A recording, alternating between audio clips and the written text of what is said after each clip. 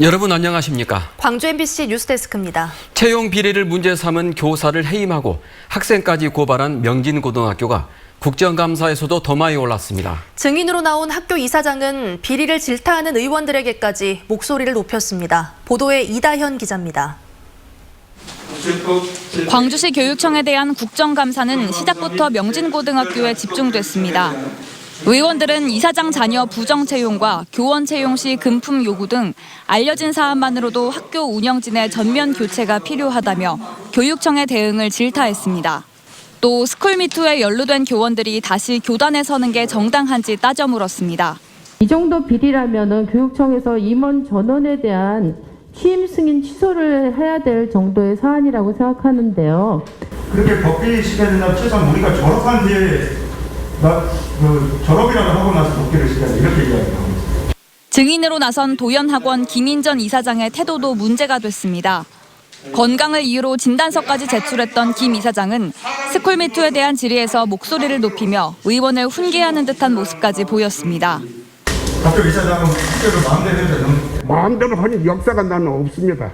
아니 이거 이제 이사들도 있고 그 행정요원들도 있고 교사들도 교원징계위원 다 있지 않습니까? 이사장의 이런 태도가 지속되자 참다 못한 위원장까지 나섰습니다. 교사 해임하고 학생들을 고발한 학교가 어디 있습니까 도대체? 어떻게 학교가 학생들을 고발을 합니까? 그게 법대로 하는 거예요? 답변에 나선 장휘국 교육감은 교원이나 재단 임원에 대한 최종 징계권이 사학재단에 있어 교육청의 한계가 분명하다고 밝혔습니다. 앞으로는 교육청 또는 교육부에서 재심할 수 있도록 하는 법령 개정을 지금 국회에 제출해 놓고 있는 것으로 알고 있습니다. 사학 문제에 대해 법적 제도적 한계를 호소하는 광주시 교육청. 이에 대한 질타가 이어졌던 국정감사도 사학재단을 강제할 수 없는 한계를 분명히 드러냈습니다. MBC 뉴스 이다현입니다. 국정감사가 열렸던 광주시 교육청 앞에서는 전남대학교 성폭력과 병실 특혜 문제 해결을 촉구하는 기자회견이 잇따라 열렸습니다. 전남대 법학전문대학원 성폭력 사건 공동대책위는 오늘 오전 기자회견을 열고 2018년 발생한 성폭력 사건에 대해 대학이 여전히 미온적이라며 피해자 보호 조치 약속을 이행하라고 주장했습니다. 보건의료노조 전남대병원 지부도 기자회견을 열고 가족 진료 특혜를 일삼은 화순 전남대병원 교수의 파면을 촉구했습니다. 산업 기반이 취약한 광주와 전남은 자영업자 비중이 다른 지역보다 높은데요. 올해는 코로나19 확산에다 역대급 수해까지 겹쳐 혹독한 시련을 겪고 있습니다. 국세청의 세정 지원마저 자영업자들에게 유독 인색했습니다. 이계상 기자가 보도합니다. 산업 기반이 취약한 광주 전남 지역에서 자영업자의 경쟁이 치열할 수밖에 없습니다. 경쟁에서 밀린 자영업자 4명 가운데 3명은 5년을 채 버티지 못하고 쓰러지는 실정입니다. 영세 소상공인들이 가장 필요한 지원 대책으로 세금 부담 완화를 요청하고 있지만 올해 상반기 광주국세청의 세정 지원액은 전국 7개 지방청 중에 최하위를 기록했습니다. 다중 채무를 지는 이유 역시도 제대로 된 금융 지원과 제때 세정 지원을 받지 못했기 때문으로 보이는데 일시적인 유동성 위기를 겪는 자영업자를 대상으로 세정 지원 확대가 절실한 때라고 보여집니다. 경기 불황으로 어렵사리 영업을 이어가고 있는 소상공인들에게 오히려 세무조사가 더 집중되고 있다는 지적도 나왔습니다. 연매출 10억 원 이하의 기업에 대한 세무조사는 최근 3년 동안 광주에서 꾸준히 증가한 반면 연매출 100억 원 이하의 기업에 대한 세무조사 실적은 감소한 것으로 집계됐습니다. 큰 기업들은 세무조사의 건수가 줄어들고 어렵고 그 작은 영세업자들 10억 원 이하는 늘어났어요. 이건 올바른 그런 방향의 형태가 아니다. 국정감사위원들은 코로나19에다 수해 태풍까지 계속되면서 한시적으로나마 소상공인들에게 도움이 될 수 있는 세정 지원책이 절실한데 국세청이 너무 소홀하다고 질타했습니다. 지금 당분간 이제 세무조사 유예도 하고 있고요. 또 신고 내용 확인이나 이런 부분도 좀 면제를 하고 있습니다. 저희들이 그 부분까지 세심하게 살펴가면서 세정 집행하도록 하겠습니다. 한편 정의당 장혜영 의원은 이스타항공의 창업주이자 실소유주인 이상직 의원에 대한 세무조사 요청이 광주지방국세청에 접수돼 있다며 강도 높게 조사하라고 촉구하기도 했습니다. MBC 뉴스 이계상입니다. 수확기에 접어든 요즘 전남의 변호는 알곡이 비어있는 쭉정이 투성이어서 농민들이 한숨을 쉬고 있습니다. 수확량이 작년의 절반으로 줄어든 농가까지 있지만 정부는 오히려 수확량이 늘어날 것으로 예측해 농민들의 반발을 사고 있습니다. 김철원 기자가 취재했습니다. 황금 들녘에서 콤바인이 부지런히 나락을 베어내고 있습니다. 하지만 작년에 쌀 2,800kg을 수확했던 이 논에서 올해는 57%에 불과한 1,600kg밖에 거두지 못했습니다. 그나마 거둔 쌀도 다 익지 않아 퍼렇거나 알곡이 차지 않아 까만 쭉정이 투성이어서 수확량은 더 줄어들 수 있습니다. 이 톤백으로 3개 반 정도 나와야 돼요. 그런데 지금은 올해는 어떻습니까? 올해 지금 1개 반이 없어진 거예요. 1개 반이 덜 나온 거예요 지금. 이 논뿐만이 아닙니다. 장마가 워낙 길어 햇볕을 쬐을 수 있는 시간이 너무 짧았기 때문인데 농민회는 농가당 적게는 15%, 많게는 45%까지 수확량이 감소할 것으로 추정하고 있습니다. 작년에가 이제 3분의 2밖에 안 나온 거죠. 4분의 1이 가버렸다는 얘기죠. 그런데 어찌된 일인지 정부의 예측은 전혀 다릅니다. 최근 통계청은 올해 예상되는 쌀 생산량을 발표한 바 있는데요. 전남은 72만 7천 톤으로 지난해보다 0.2% 증가해 전국에서 유일하게 쌀 생산량이 증가할 것으로 예상됐습니다. 하지만 현장에서 만난 농민들은 뭘 잘 모르고 하는 소리라며 반발하고 있습니다. 그래서 정부가 제조사는 물론 공공비축미 수매를 늘려야 한다고 요구하고 있습니다. 매입을 해줘야 쌀 생산량이 줄어든 소득이 절대적으로 감소한 농민들의 어려움을 조금이라도 구제해 줄 수 있다. 하지만 공공비축미 수매를 늘리는 경우는 생산량이 크게 높거나 반대로 쌀값이 폭락하는 두 가지 경우인데 지금은 둘 다 해당하지 않아 정부가 수매량을 늘릴지는 미지수입니다. 유례 없이 길었던 장마와 재난이 농민들의 시름을 깊게 하고 있습니다. MBC 뉴스 김철원입니다.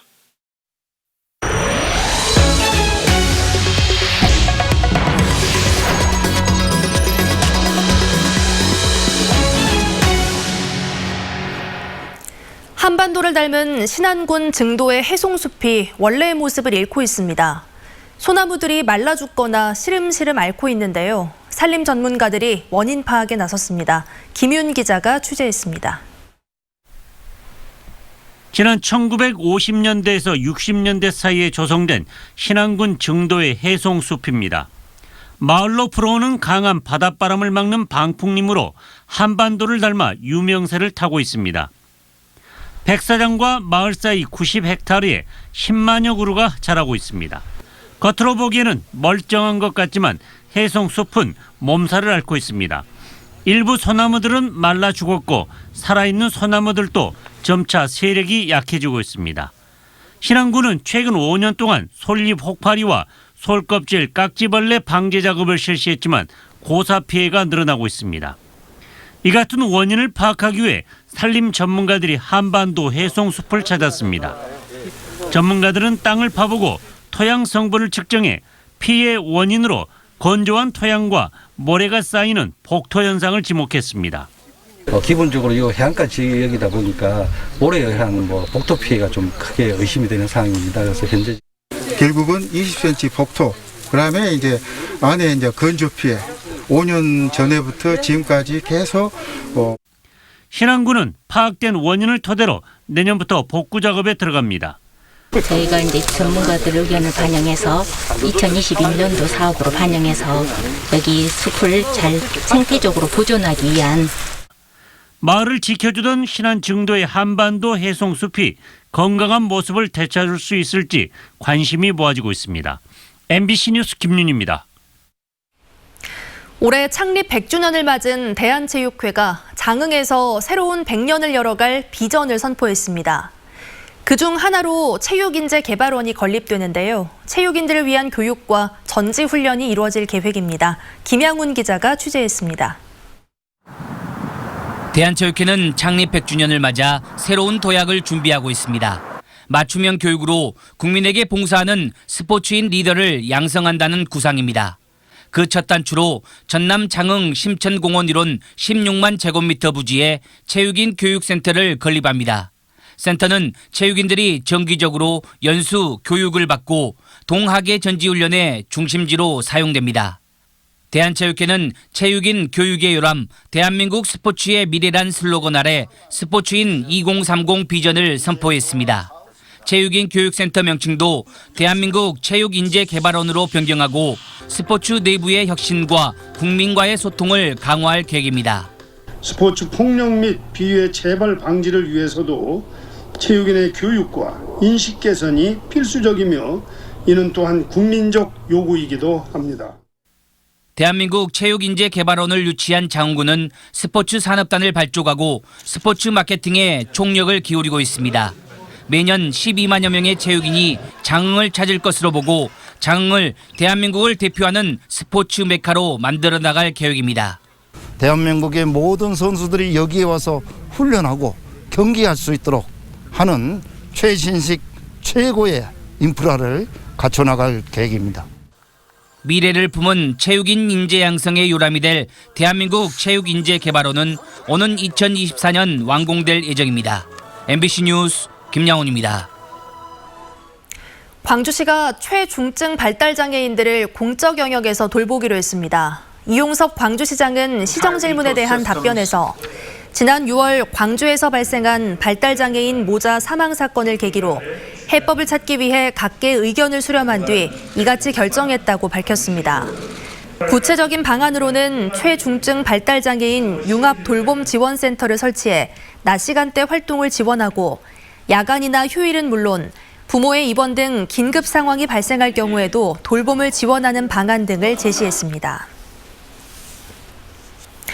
오늘 새벽 4시쯤 광주 남구 진월동의 한 도로에서 배달용 오토바이를 몰던 26살 한모 씨가 전봇대를 들이받아 병원으로 옮겨졌지만 결국 숨졌습니다.